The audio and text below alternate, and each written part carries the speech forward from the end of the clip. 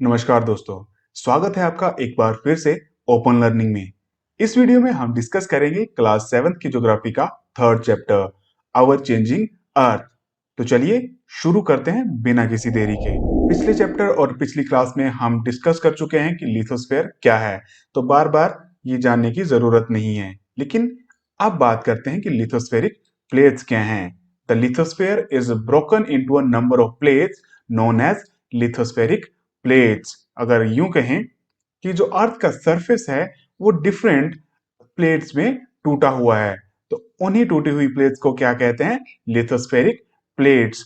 लेकिन आपको ये जानकर हैरानी होगी कि जो प्लेट्स हैं काफी स्लोली मूव करती हैं, जो पूरे साल में बस कुछ ही मिलीमीटर्स मूव करती हैं। और ये जो मूवमेंट होती है इन प्लेट्स में वो होती है मोल्टन मैग्मा की वजह से, जो कहाँ पे है? अर्थ के अंदर। और ये मोल्टन मैग्मा अर्थ के अंदर सर्कुलर मैनर में मूव करता है, और इन प्लेट्स की मूवमेंट की वजह से अर्थ के सरफेस पर चेंजेस होते हैं। The earth movement are divided on the basis of the forces which cause them.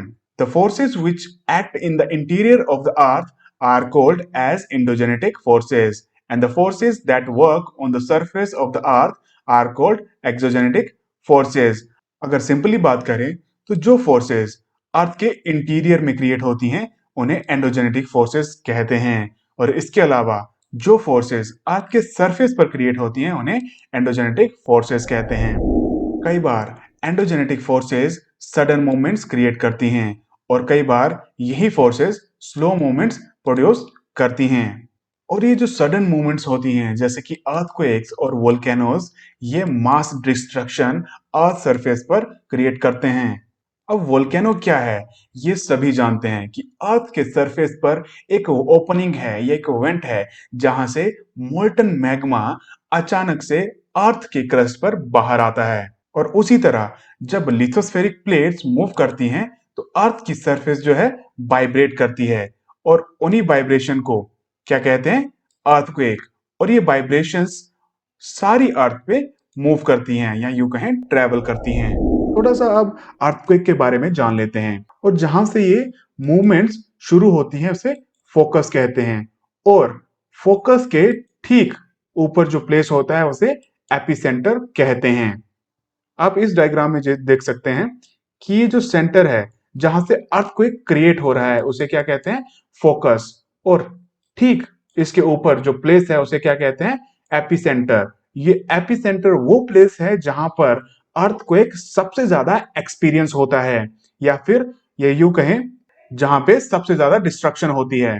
और जैसे जैसे ये वेव्स, ये यूं कहिए वाइब्रेशन एपिसेंटर से दूर जाती हैं, तो इनका जो प्रभाव है वो भी कम होता जाता है।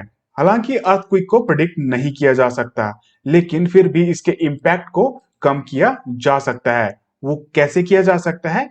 पहले से ही प्रिपेयर होकर हमें ये मानकर चलना होगा कि अर्थक्वेक कभी भी आ सकता है।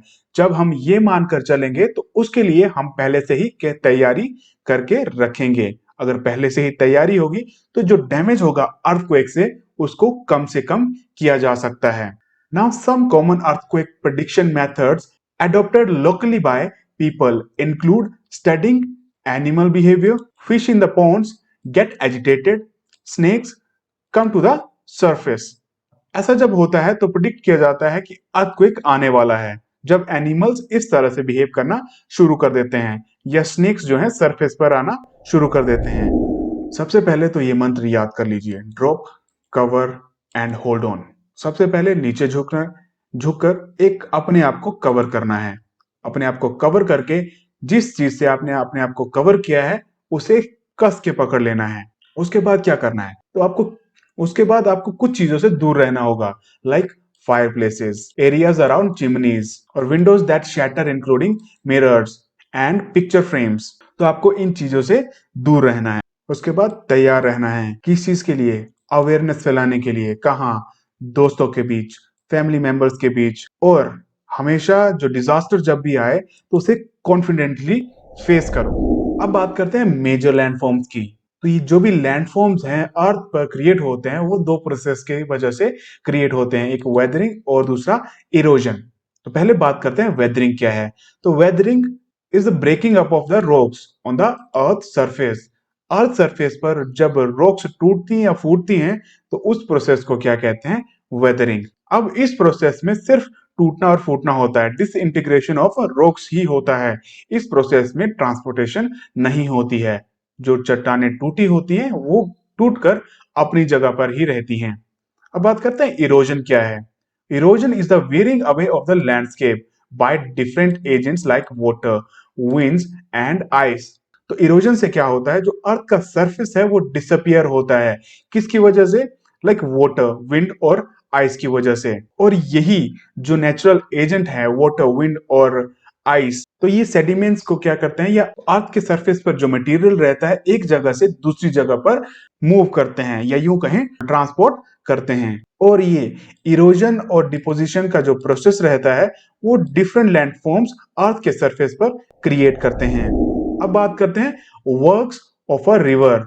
एक रिवर किस तरह से अर्थ के सरफेस पर डिफरेंट लैंडफॉर्म्स क्रिएट करती है। सबसे पहले बात करते हैं वाटरफॉल की।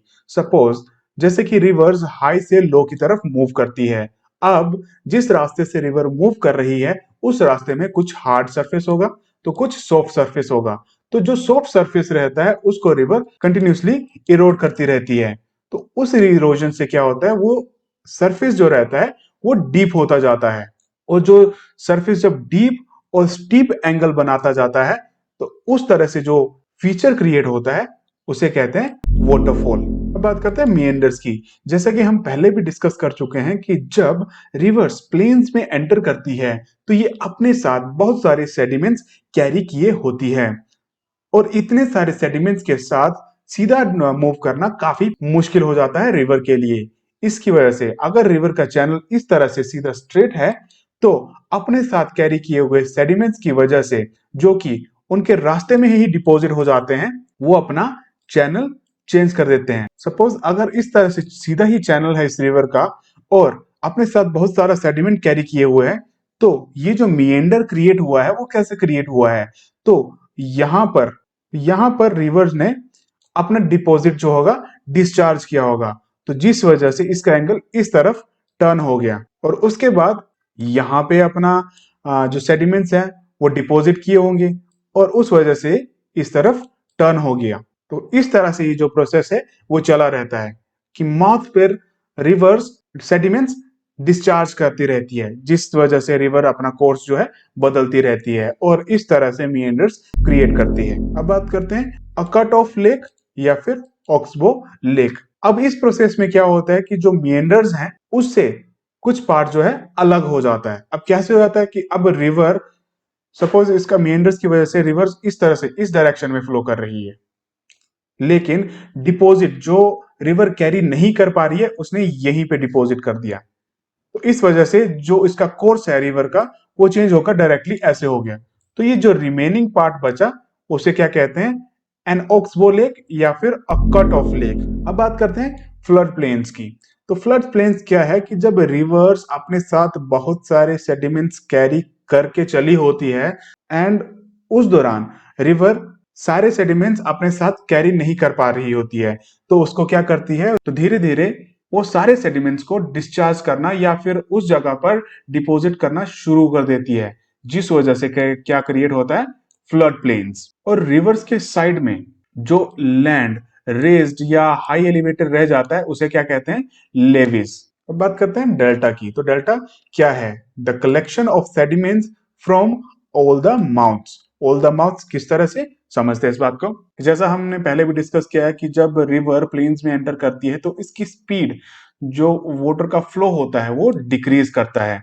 और जब वाटर का फ्लो डिक्रीज करता है तो इस दौरान तो जो रिवर रहती है काफी सारी स्ट्रीम्स में टूट जाती है, तो उन्हें क्या कहते हैं, डिस्ट्रीब्यूटरीज। हमने पहले ट्रिब्यूटरीज पढ़ा था। ट्रिब्यूटरीज क्या होती है, जब कोई स्ट्रीम मेन रिवर को ज्वाइन करती है। इसके अलावा डिस्ट्रीब्यूटरी का क्या होती है, जिसमें कोई स्ट्रीम जो है मेन रिवर से डिस्चार्ज हो जाती है, उसे डिस्ट्रीब्यूटरीज कहते हैं। तो रिवर्स की स्पीड जो है वो स्लो हो जाती है और बहुत सारी स्ट्रीम्स जो है डिस्चार्ज हो जाती है मेन रिवर से, तो धीरे धीरे जब इनकी स्पीड स्लो होती जाती है तो अपने ही माउथ पर, जैसे जैसे रिवर आगे बढ़ रही होती है, तो अपने ही माउथ पर ये सेडिमेंट्स को डिपॉजिट करना शुरू कर देती है। और बहुत सारी स्ट्रीम्स अपने ही माउथ पर जब सेडिमेंट्स डिपॉजिट कर देती हैं तो वो क्या बनाती हैं? डेल्टा बनाती हैं। और वर्ल्ड का जो सबसे बड़ा डेल्टा है वो है सुंदरबन डेल्टा, जो कि गंगा और ब्रह्मपुत्र रिवर से मिलकर बना हुआ है। अब बात करते हैं work of sea waves. Sea waves किस तरह से फीचर्स क्रिएट करती हैं? अब सी वेव्स की वजह से जो इरोजन और डिपोजिशन होता है उसकी वजह से कोस्टल लैंडफॉर्म्स क्रिएट होते हैं। तो क्या होता है कि सी वेव्स कंटिन्यूसली रॉक्स पर स्ट्राइक करती रहती हैं अगेन एंड अगेन। तो उससे क्या होता है कि जो रॉक्स पर क्रैक पड़ना शुरू हो जाते हैं, और उसी क्रैक पर जब बार बार सी वेव्स स्ट्राइक करती हैं तो वो क्रैक बड़े होलों में कन्वर्ट हो जाता है, और वही होलोज केव्स में कन्वर्ट हो जाते हैं। उन्हें क्या कहते हैं? सी केव्स। सपोज आप ये डायग्राम देख सकते हैं कि कभी ना कभी ये जो नीचे जो केव्स हैं वो ऊपर जो सरफेस है रॉक्स हैं उसकी तरह रहा होगा, लेकिन कंटिन्यूसली स्ट्राइक्स की वजह से क्रैक पड़े होंगे, और उन्हीं क्रैक्स पर बार बार सी वेव्स ने जब स्ट्राइक की होगी तो वो इस तरह केव्स में कन्वर्ट हो गए होंगे। राइट, अब बढ़ते हैं आगे। सी आर्चेस। अब जैसे कि हमने पहले डिस्कस किया सी केव्स, कि बार बार उन्हीं क्रैक्स पर जब सी वेव्स स्ट्राइक करती रही तो केव्स में कन्वर्ट हो गया, लेकिन जब बार बार उन्हीं केव्स में सी वेव्स स्ट्राइक करती रही तो इस तरह से आर्चेस क्रिएट होगी, जो कि केव से और भी बड़ी हो जाती हैं। इनकी सिर्फ रूफ रह जाती है, बाकी का हिस्सा जो है वो सी वेव की वजह से स्ट्राइक करने से क्या हुआ? टूट जाता है या डिसअपियर हो जाता है। अब आता है स्टैक्स। स्टैक्स कैसे क्रिएट होते हैं? पहले केव्स बनती हैं, पहले क्रैक्स पड़ते हैं रॉक्स पर, उन्हीं क्रैक्स पर सी वेव्स स्ट्राइक करती हैं तो केव्स में कन्वर्ट होता है। बार बार उन्हीं केव्स में सी वेव्स स्ट्राइक करती हैं तो आर्चेस बनता है, और आर्चेस में क्या रहता है कि उसकी रूफ रहती है, लेकिन बार बार सी वेव्स की वजह से या इरोजन की वजह से क्या होता है कि उसकी रूफ भी जो है डिसअपियर हो जाती है। तो इस तरह से फीचर रह जाते हैं वॉल्स की तरह। उन वॉल्स को क्या कहते हैं? स्टैक्स। अब आता है सी क्लिफ एंड बीचेस।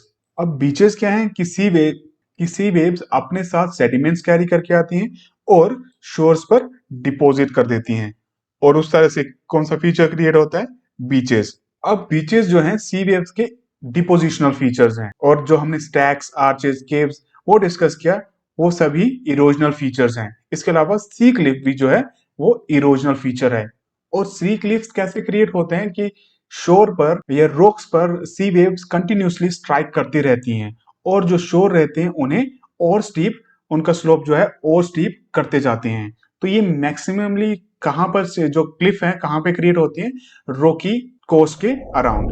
अब बात करते हैं वर्क ऑफ आइस। ग्लेशियर्स क्या है हम जानते हैं, पहले भी पढ़ चुके हैं। Glaciers are rivers of ice जो लैंडफॉर्म्स को इरोड करती हैं। अब सपोज इस तरह से माउंटेन है और यहाँ पे आइस ग्लेशियर्स हैं, तो आइस ग्लेशियर्स यहाँ पे कंटिन्यूसली यहाँ से मूव करते रहते हैं, जिस वजह से यहाँ पे भी लेक्स क्रिएट हो जाती हैं। और आइस मेल्ट करने के बाद या रेनफॉल जब होती है तो यहाँ जो पानी इकट्ठा हो जाता है उसकी वजह से काफी ब्यूटीफुल लेक्स यहाँ पे माउंटेन्स पर क्रिएट हो जाती हैं।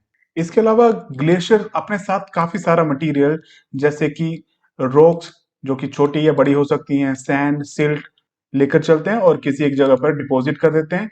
तो ये जो डिपॉजिट्स हैं जो ग्लेशियर से होते हैं उन्हें क्या कहते हैं? मोरेन्स। अब बात करते हैं वर्क ऑफ विंड। अब जैसे कि आप ये पिक्चर देख पा रहे हैं, जो ऊपर का सरफेस है इस रॉक का तो कभी ना कभी ऐसे पूरा रहा होगा, लेकिन जो विंड्स रहती हैं अर्थ के सरफेस के साथ स्ट्राइक करते हुए चलती हैं, तो जो रॉक्स का लोअर सरफेस रहता है, जो लोअर पार्ट रहता है उसको क्या करती रहती हैं? ये इरोड करती रहती हैं। इरोड कैसे होती हैं कि तेज विंड्स जो हैं, फास्ट विंड्स जो हैं वो ब्लो करती हैं और अपने साथ डस्ट पार्टिकल्स और स्मॉल पेबल्स भी कैरी करती हैं, जिसकी वजह से ये रॉक्स पर कंटिन्यूसली स्ट्राइक करते हैं और उसके सरफेस को जो है वो नैरो कर देते हैं, और उस तरह से ये मशरूम की तरह स्ट्रक्चर तैयार होता है, जिसे मशरूम रॉक्स कहते हैं। अब बात करते हैं सैंड ड्यून्स की। जैसे कि हमने पिछली इमेज में देखा कि जो लोअर सेक्शन रहता है वो ज्यादा इरोड होता है as compare to upper section के। और रॉक्स का बेस जो होता है वो नैरो रहता है और जो टॉप रहता है वो वाइड रहता है। और जब विंड्स ब्लो करते हैं तो ये सैंड को अपने साथ लिफ्ट करती हैं और किसी और जगह पर ट्रांसपोर्ट कर देती हैं। और जब विंड स्टॉप होती है तो अपने साथ कैरी की हुई सैंड को किसी और जगह पर क्या करती है, डिपॉजिट कर देती है, जिसकी वजह से हिल्स की तरह स्ट्रक्चर तैयार हो जाते हैं। For example you can see in this image, उन्हें क्या कहते हैं, सैंड ड्यून्स। और ये सैंड ड्यून्स फिक्स्ड नहीं रहते हैं, जब भी विंड मूव करती है या ब्लो करती है तो वो एक जगह से दूसरी जगह पे शिफ्ट होते जाते हैं। और डिफरेंट तरह के सैंड ड्यून्स डेजर्ट में क्रिएट होते रहते हैं, डिपेंड करता है कि विंड किस तरह से मूव कर रही है। अगर चारों डायरेक्शन से मूव कर रही है तो सैंड ड्यून्स बनाते हैं, अगर एक ही डायरेक्शन में मूव कर रही है तो लॉन्जिट्यूडनल्स बनाते हैं, और इसके अलावा अगर रास्ते में कोई ऑब्स्टेकल्स आ जाता है तो क्रिसेंट ड्यून्स बनाते हैं। तो इस तरह से ड्यून्स के डिफरेंट टाइप्स हैं। और जब सैंड बहुत ही फाइन और हल्की रहती है तो विंड उन्हें अपने साथ कैरी करके बहुत लंबी दूरी तक ले जाती है और किसी लार्ज एरिया में उन्हें डिपॉजिट कर देती है। इस तरह से जो फीचर क्रिएट होते हैं उन्हें क्या कहते हैं, लोएस। तो ये जो रहता है वो डिपोजिशनल फीचर हैं, सैंड ड्यून्स और लोएस जो है डिपोजिशनल फीचर हैं विंड के। इसके अलावा जो मशरूम रॉक थी वो थी इरोजनल फीचर। इसके अलावा large deposits of loess is found in China. China में लोएस के काफी ज्यादा बड़े डिपॉजिट्स पाए जाते हैं। अब बात करते हैं इस चैप्टर से रिलेटेड कुछ इंपॉर्टेंट फैक्ट्स की। जो वर्ल्ड का हाईएस्ट वाटरफॉल है वो है एंजल फॉल, जो कि वेनेजुएला में है, और वेनेजुएला जो कि साउथ अमेरिका में है। इसके अलावा नाइजीरिया फॉल, ये लोकेटेड है कनाडा और यूएसए की बाउंड्री में, जो कि नॉर्थ अमेरिका में है। और विक्टोरिया फॉल जो कि जाम्बिया और जिम्बाब्वे के बॉर्डर पर है, जो कि अफ्रीका में है।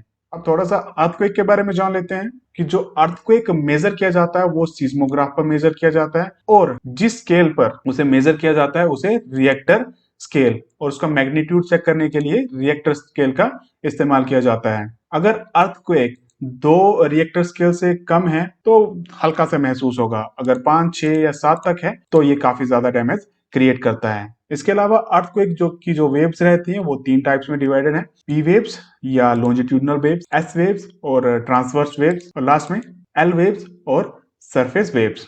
आने वाले चैप्टर्स में हम आने वाली क्लासेस में इन वेव्स के बारे में हम डिटेल में भी डिस्कस करेंगे। तो आज के लिए इतना काफी है। अगर वीडियो पसंद आया तो लाइक, शेयर और सब्सक्राइब जरूर करें। धन्यवाद।